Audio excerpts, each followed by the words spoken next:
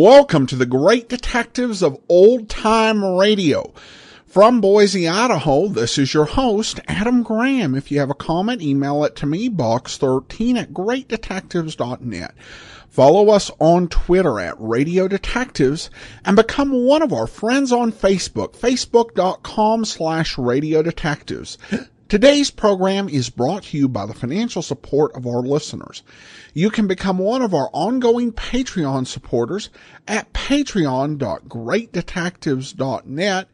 And I want to welcome our latest Patreon supporter, Michael, who's in at the Shamus level of $4 or more per month.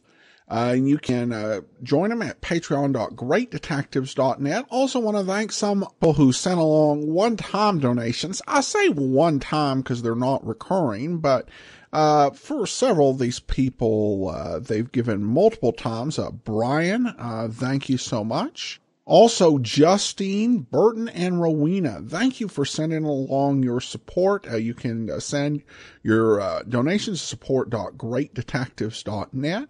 And you can also send a donation through the Zelle app to box13@greatdetectives.net. And mail in donations to Adam Graham, P.O. Box 15913, Boise, Idaho 83715. Now it's time for today's episode of Richard Diamond. The rebroadcast date of this one was June the 21st of 1953. The original episode was broadcast over CBS December the 6th of 1950. This one is Missing Night Watchman.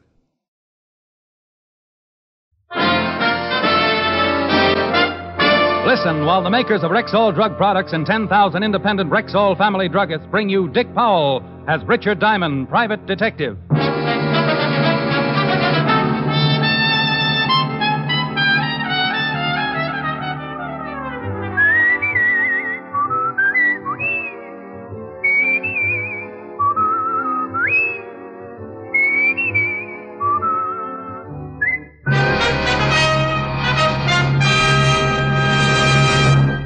Good evening. This is Bill Foreman, speaking to you for the 10,000 independent druggists who have made the word Rexall part of their own store names. They've done that because they recommend and sell the 2,000 or more drug products made by the Rexall Drug Company. This month, Rexall family druggists are introducing 10 great new products direct from the famous Rexall laboratories. One of them is Rexall Multivitamin Formula V10. Here's a really pleasant-tasting, really easy-to-take liquid that supplies twice the minimum daily requirement of vitamin B1, 5 times the requirement for iron, plus the minimum daily requirement of vitamins A, D, and B2, plus red crystalline vitamin B12. Rexall Formula V10 aids in the formation of hemoglobin, stimulates appetite, and is especially good for convalescents. Remember and ask for it by this name, Rexall Formula V10, at Rexall drugstores everywhere. Good health to all from Rexall. Now your Rexall family druggist brings you a transcribed half hour with Richard Diamond, private detective, starring Dick Powell.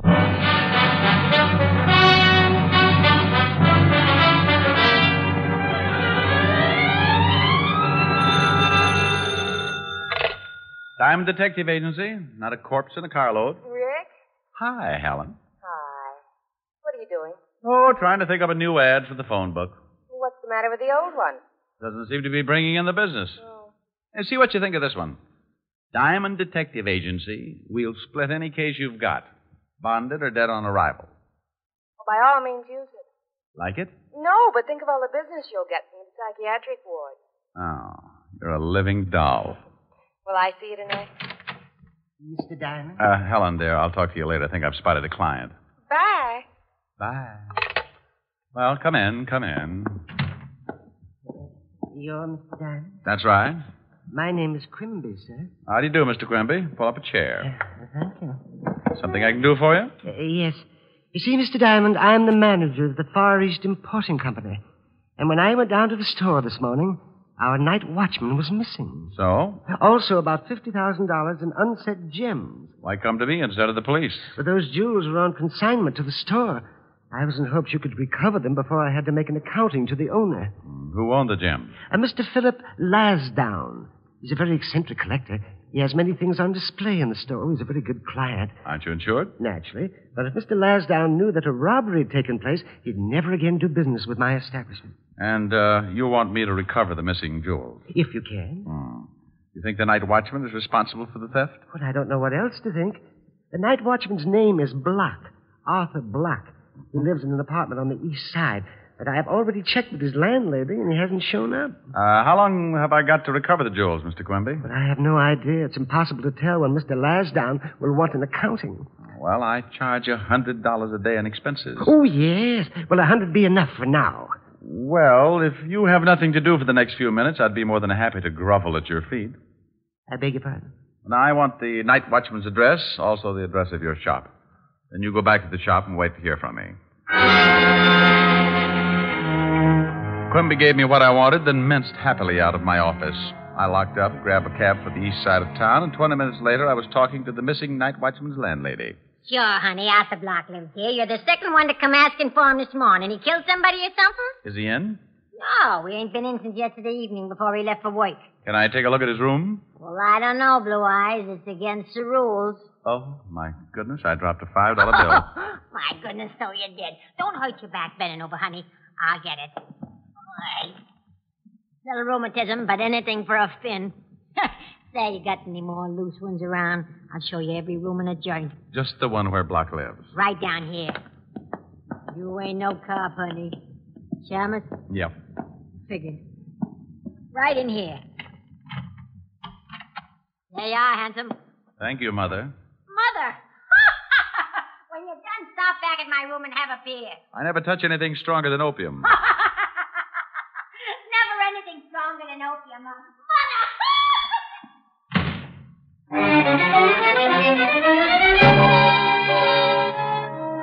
The night watchman's room was a shabby affair, about 15 by 20, and I went over it inch by inch, cockroach by cockroach. Apparently, Block hadn't taken anything with him. The drawers in the broken-down dresser were filled with an assortment of socks and underwear. In the closet, I found the rest of his clothes and an old empty suitcase. Yes, if Arthur Block had skipped, he was figuring on buying a wardrobe someplace else. I left, keeping on my tiptoes as I passed the landlady's door. Then I headed for the address of Mr. Quimby's antique shop. Hey, Mr. Diamond, did you find out anything about the night watch? Well, his landlady's a lush and likes blue eyes. Oh, my goodness. What's the matter? Mr. Lasdown. Good afternoon, Mr. Lasdown. I do hope you... Enough of your vulgarism, sir. It's a perfectly wretched afternoon, as you very well know. Yes, it is. Pardon me. Mr. Diamond, Mr. Lasdown. Philip J. Lasdown. How do you do, sir? How do you do? Quimby, I've come from my Buddha. You've come to... You've had it quite long enough. Where is it? Mr. Lasdown, I have someone who's interested I've decided not to sell it. Now, come. Where is it? It's over there, in the corner, Mr. Lasdown. In the corner? Yes. I see. It's not enough that I suffer the torment of lending my exquisite stature to a firm that employs a Philistine as manager. No. I'm now subjected to the ignominy of having it secreted in a corner behind a variety of bric-a-brac one would expect to find only in the men's lounge at Coney Island. Mr. Lasdown... Remember, I told you that Buddha was to enjoy this room's most favorable location. You made a grave mistake, sir. A momentous mistake. But please, Mr. Enough, Lasdown... sir. I'm repossessing my Buddha forthwith. For years, I forced myself to deal with you in a patient and forbearing manner. But never again. This is the crowning blow. Far be it for Philip Lasdown to cast pearls before swine. Oh, that man, Mr. Diamond. Oh, that terrifying man. I must have been born under an unlucky star. Well, relax. Things could be worse. You've still got a little hair on your head. Even that's getting thin. So who wants fat hair?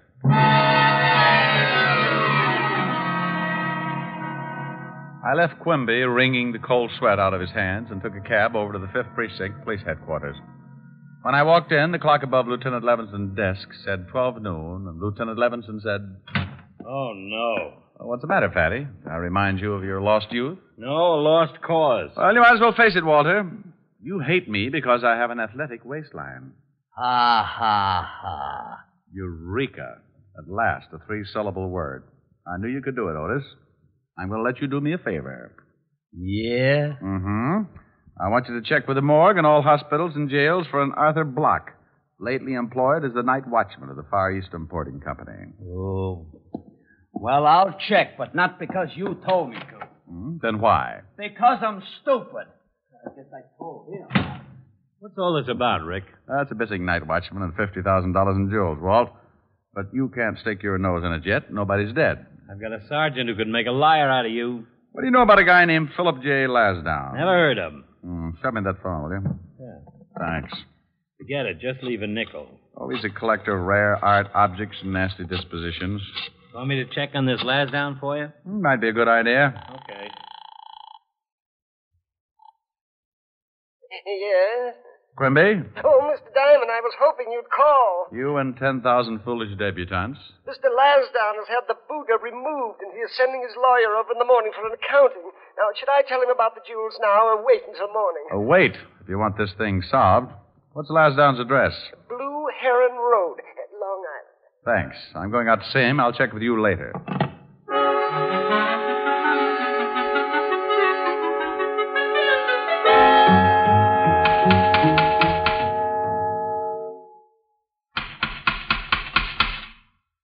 Patience, please. I do not read pick, look, see, quick, or popular mechanics. I refuse to endorse a petition, and as far as a free excursion to the Bahamas with all expenses paid, I couldn't be less interested. Now, if you'd be so kind as to remove your person from my property. I'm warning you, sir. Look, Your Highness, remember me? I met you this afternoon at the Far East Importing Company. I remember you. Good day. Young man, if you do not remove your foot from my door, I may resort to violence. You will kindly remove your foot? By all means, as soon as you answer a few questions. Who are you, sir? I mean, what's your occupation? I am a private detective. How earthy.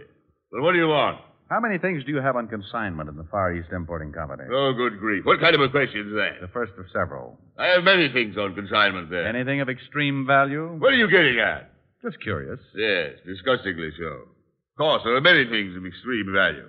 Approximately $50,000 in rare gems, a dozen priceless antiques. As a matter of fact, that Buddha which you saw this morning, my most priceless possession. Aside from being very old, the eyes are two perfect pigeon blood rubies. Now, is there anything else? I'm sure your foot must be going to sleep. Did you ever know or meet a man named Arthur Block? Never. He was the night watchman at the shop. The night watchman. So our conversation's at an end. I find your reference to my association with the night watchman the lowest form of discourse. Now, good day. Gesundheit to you.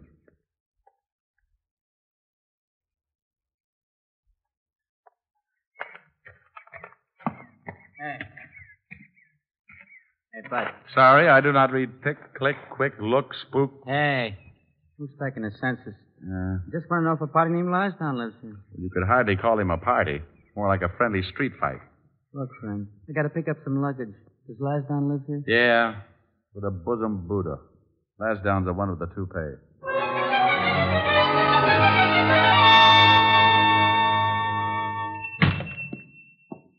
Mr. Diamond, I was just closing up shop. Have you found out anything? Well, not much. Tell me something, Quimby. Where do you keep those jewels? Why, in the safe? Did the night watchman have the combination? Yes, in case of fire. There were also some perishables in with the gems. Did he know much about the rest of the merchandise in the store? Yes, of course. He had a list and made inventory every night. Did he know Lasdown's Buddha had ruby eyes? But I don't know. Well, how'd you find out? Lasdown told me. If the night watchman knew about those rubies, I wonder why he didn't pry them out and take them along. I never thought of that. Have you touched that safe? Yes, when I opened it and discovered the loss. Well, don't do it again. You may have some of the night watchman's fingerprints on it somewhere. Tell me, did you know Lasdown was planning on leaving town? Leaving town? No, I didn't. Well, I'm not sure that he is, but I've got a hunch. Are you going home after you lock up? Yes. Well, give me your phone number. I'm going down to the precinct and may want to reach you later.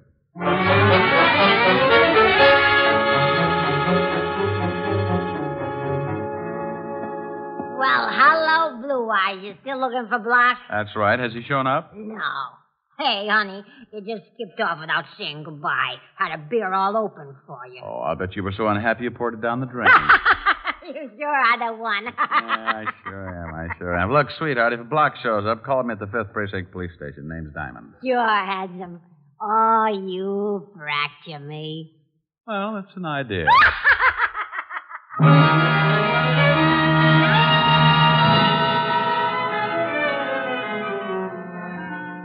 couldn't find nothing on that missing night watchman, Shamus. Well, thanks anyway, Otis. In appreciation, I may send you a large can of Red Heart, liver flavor. Oh, go chase your tail around the block. Otis. Yeah, and I got plenty more things to say. Funny thing? Funny as your face. I'm tired of you making fun of me. I ain't no dog.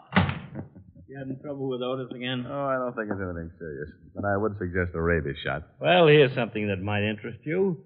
Philip J. Lasdown booked passage on the Star of the Orient, sailing for the Far East tonight at 11 o'clock.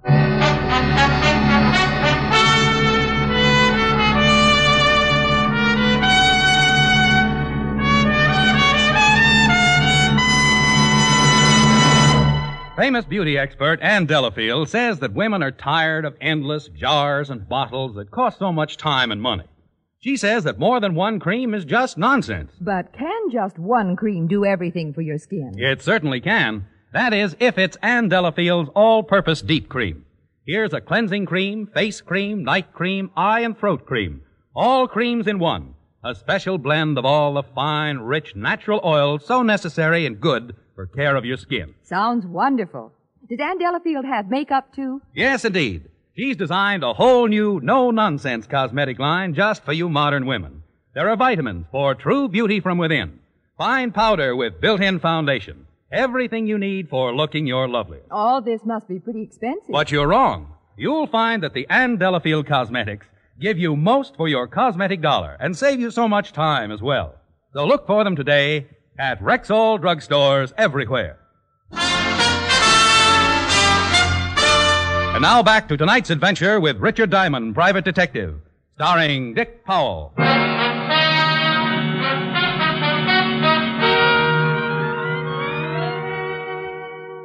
Well, Walt's enlightening bit of information certainly seemed important. So I sat down to try and figure out exactly what I had to date.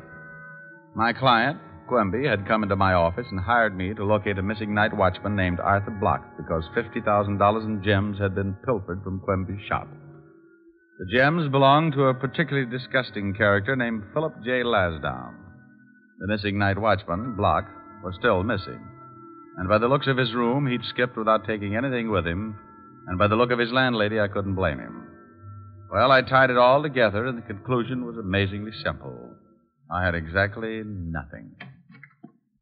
Yeah, I got something hot, Lieutenant. 211 on River Street. I fished a guy out of the bay at the end of Pier 16. I identified as one Arthur Block. Hey. That's your missing night watchman, isn't it? That's his name. They bring the body in? Yeah, it's down the morgue now. Get Quimby down there for identification. Here's his phone number. Does Block have any family or anything? I don't know, but you might check with his landlady. She can get you an identification, too. Otis, get this Quimby and the landlady. Take him down to the morgue. We're going up to see Verdier in ballistics. Right.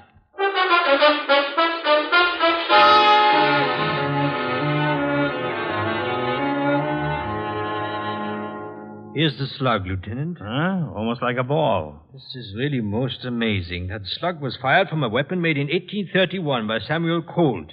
He patented it in Europe in 1835 and in the U.S. in 1836. What did the gun look like? Well, it was the forerunner of the Colt 44. A single barrel with a revolving breech carried 5 slugs. During the Fieschi Revolution in France in 1834, Fieschi had a rifle made like it. Tried to assassinate Louis Philippe. Lieutenant. Well, what is it, you mallet head? Call just came over the hot shot. That guy, Philip Lasdown, said someone had busted into his house and tried to rob him. He said he chased the guy off, but he was screaming for protection. Come on, Walt. I think we'd better go over there.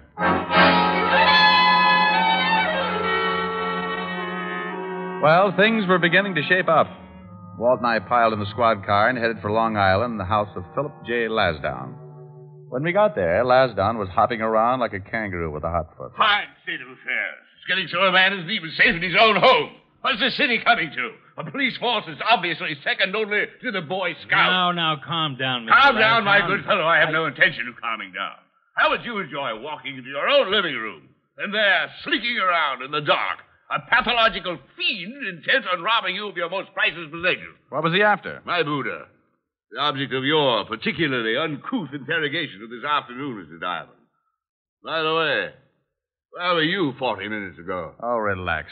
Did you get a look at this guy? The lights were out. Well, did he take you, Buddha? He most certainly did not. But had I not walked in at the precise moment, he would probably be carrying his piggyback to the middle of Times Square.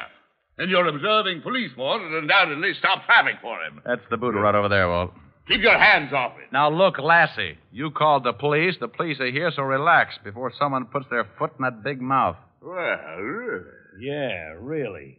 You're getting ready to leave town, aren't you? I don't see that that's any concern of yours, Lieutenant. Well, Buster, in case you don't know it, you're the number one suspect in a killing. I beg your pardon. Do you own any antique guns? Guns. Sir, I do not collect weapons of any sort. I demand to know what you mean when you say I am suspected of a killing. The night watchman at Quimby's antique shop was shot to death and dumped in the river. The night watchman again. I told Mr. Diamond once that my association with the night watchman was as ridiculous as General MacArthur sending Stalin a charm bracelet. Nothing's been touched on the Buddha? Nothing. I assume that the thief knew the value of the ruby eyes. Has there been any publicity about the Buddha? Some. Walt, come here.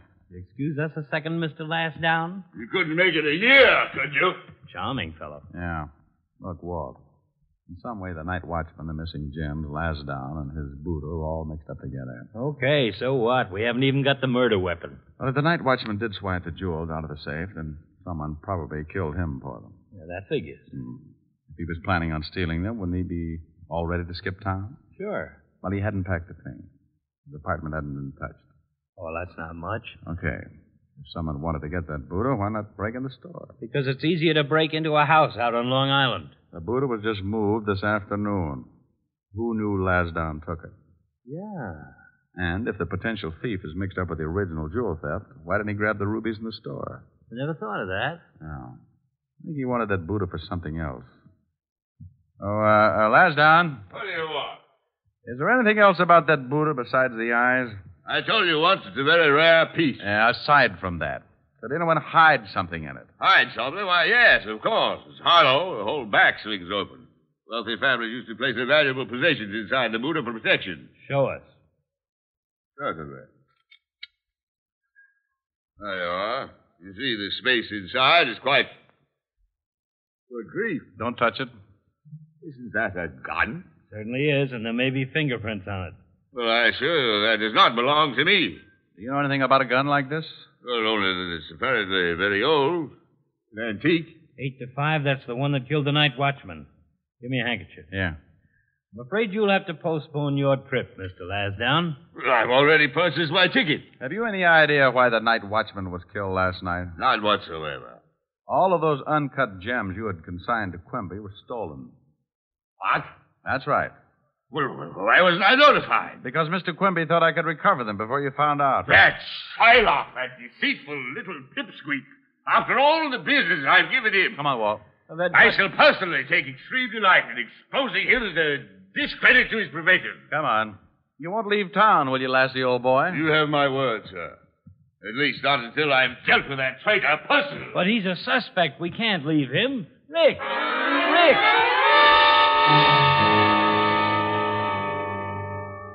With Walt protesting all the way, we climbed in the squad car and pulled it down the street to wait.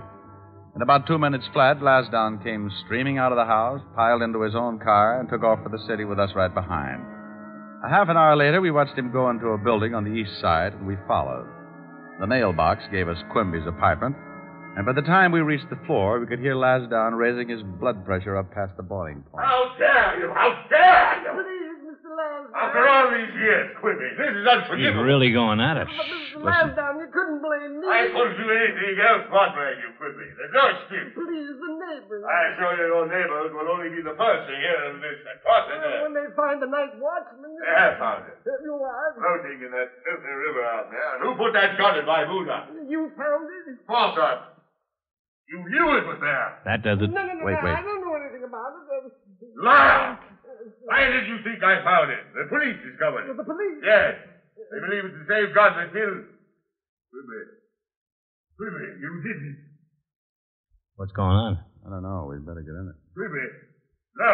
We'd sure better. No, don't shoot! Stop it, Quimby! No. You all right, Rick? Yeah, I'm all right. You imagine such effrontery? That assassin's apprentice was going to shoot me. Here's his gun, Walt. Looks like I got him in the leg. I can't believe it. I, Philip J. Lasdown, being subjected to such distasteful melodrama. I'll call an ambulance. I haven't viewed such a spectacle since I was 8 and a half. Sitting in the balcony of the Savannah Opera House, watching a third-class road company chase Little Eva across the ice. I can imagine, Lassie.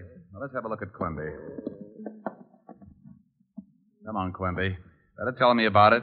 You killed the night watchman with that antique gun. Yes, I kept the gun in my desk at the office. I was taking the jewels from the safe to make it look like robbery when Block came on duty. He was early, and he surprised me. Shot him. He hid the gun in the Buddha.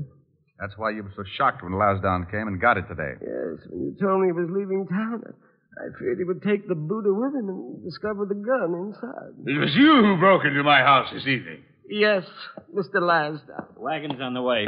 Well, Mr. Lasdown, you were pretty lucky. What a revolting display of uncontrolled emotion. Lasdown! Oh, my goodness. Mr. Lasdown's fainted.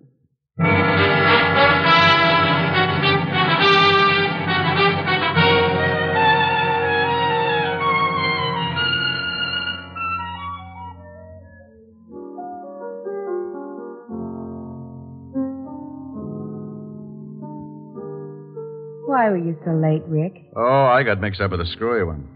I was going to leave the station earlier, but Otis got to discussing Freud with a very learned gentleman named Lasdown. Otis was discussing Freud. Mm-hmm. True. Couldn't tear myself away. Seems, according to Otis, that this year Freud plays second base for Brooklyn. Then we got around to Kenzie and discovered he was batting 200. Oh, I don't believe it. Neither did I. But Otis explained he'd been in a slump all season.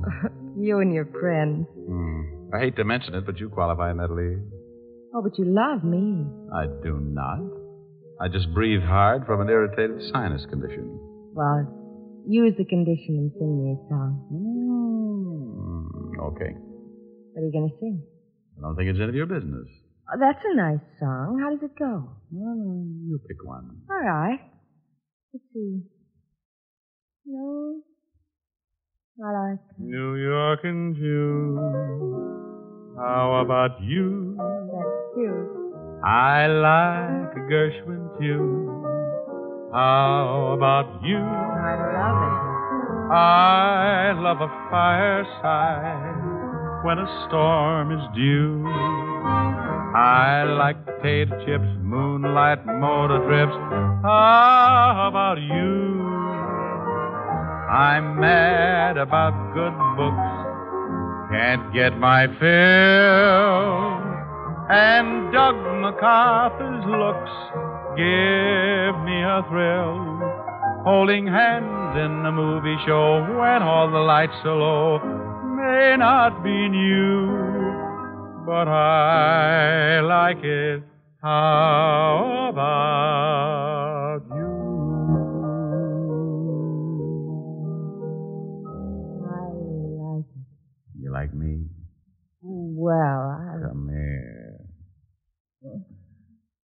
Oh, well, do you? I don't think it's me either.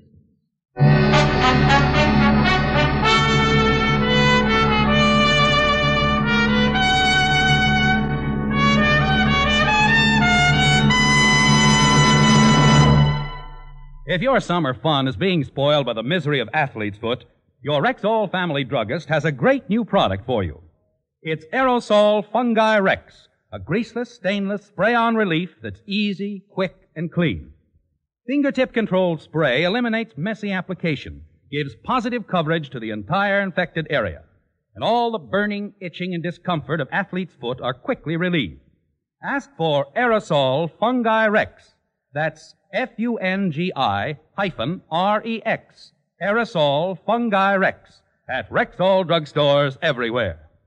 Good health to all from Rexall.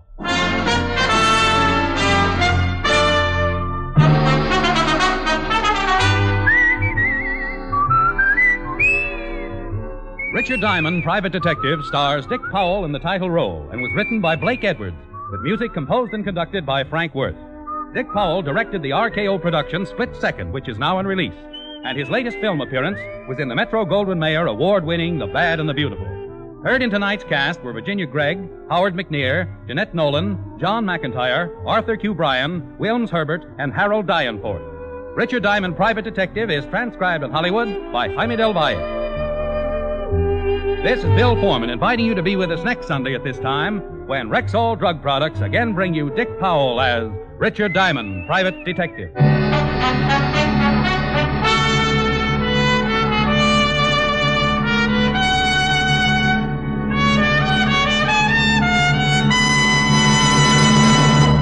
Now get new and better relief from acid upset stomach.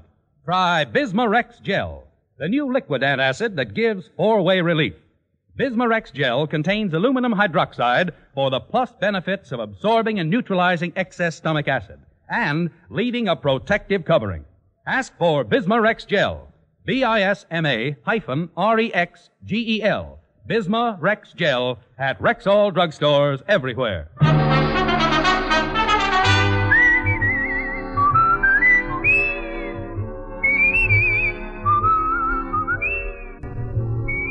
This is the CBS Radio Network.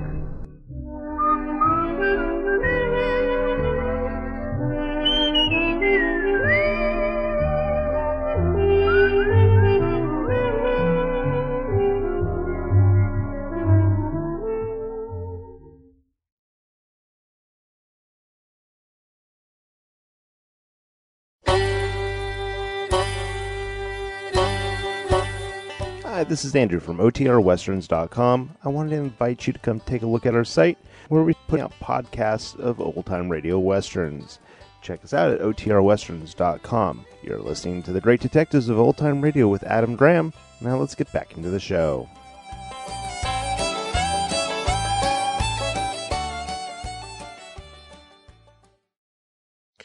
Well, I think that this episode had some nice features to it. It's great to hear one of those ones that the original broadcast wasn't saved, but we get to enjoy a little bit of music. And I like the rich guy as a character. He's over the top enough to be entertaining, but not so over the top that he becomes irritating, which I think is a very fine balance to find. Now, listener comments and feedback. Brian writes, along with his donation, it never gets old, even though it is old-time radio. Well, I appreciate that, Brian. Also had some comments regarding Policewoman. David writes, I didn't remember this episode, so great choice for a revisit. Well, thanks. And like I said, when I did it, it kind of got lost in the shuffle the first time. So I'm hoping that folks get to listen to it and appreciate it in its own right this time around. Scott, also, he shares a link to, Mary Sullivan's biography, My Double Life, on Internet Archive. So that is available for people to check out for a 2-week period. And you can read the whole book, and it can apparently be downloaded as a PDF or EPUB apparent. So that's a good resource. Thanks for sharing that. And I think you can probably just find it by searching for My Double Life by Mary Sullivan and be able to read it that way. All right, that's all for now. If you do have a comment, send it to me, box13@greatdetectives.net. Follow us on Twitter at Radio Detectives and become one of our friends on Facebook, facebook.com/Radio Detectives. Tomorrow, Boston Blackie. Next Wednesday, another episode of Richard Diamond. From Boise, Idaho, this is your host, Adam Graham, signing off.